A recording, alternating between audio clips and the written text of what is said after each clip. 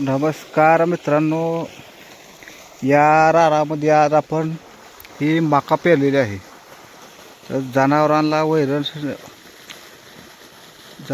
वैरण्यासाठी मका पेरलेली आहे. परंतु मका पेरून या मकेला 5 ते 6 दिवस झाल्यानंतर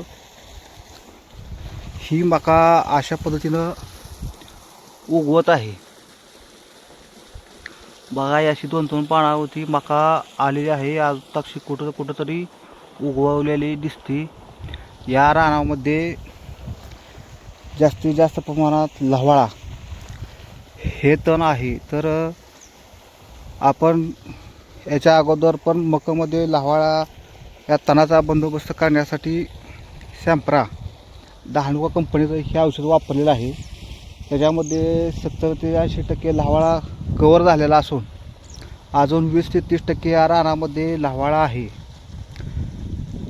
तर आपण ज्यावेळेस मकाचं पीक घेतो त्यावेळेस मकाचं उत्पादन या रानामध्ये कमी निघतं. त्याची कारणं आहेत 4-5. तर मकेचं उत्पादन कमी निघण्याचे प्रमुख कारण म्हणजे रानाची मशागत नीट न करणं. त्याच्यानंतर ज्यावेळेस आपण ट्रॅक्टरच्या साहाय्यानं मका पेरणी करतो त्यावेळेस त्या गावात असेल किंवा पालापाचोळा असेल, याच्यामुळं त्या ट्रॅक्टरची त्या पेरणी यंत्राच्या जर नळ्या जर बंद पडल्या तर मका नीट खाली बी नीट रानामध्ये पडत नसल्यामुळं मका नीट उगवत नाही.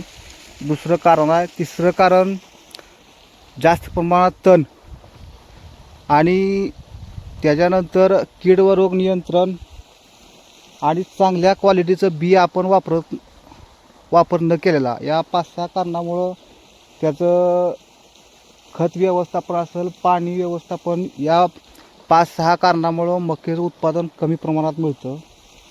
मक्याचं जर उत्पादन जर चांगल्या प्रमाणात घ्यायचं असेल तर त्याला प्रथम चांगल्या बियाची निवड करावी लागते. परत पेरणी ज्यावेळेस आपण ट्रॅक्टरच्या साहाय्यानं पेरणी करतो मका, त्यावेळेस मका व्यवस्थित पेरणी झाली पाहिजे. नसेल तर मग सारं सोडून मजुराकडून मका व्यवस्थित योग्य त्या अंतरामध्ये लावून घेतली पाहिजे.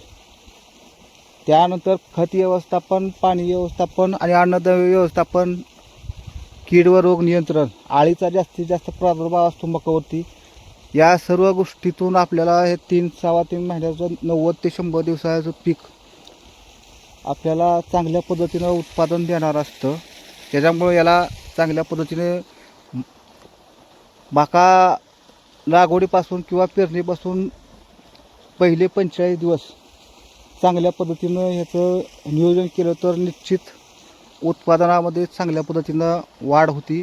तर बघूया, हा आपण जी ही मका पेरलेली आहे ती अडवांटा कंपनीची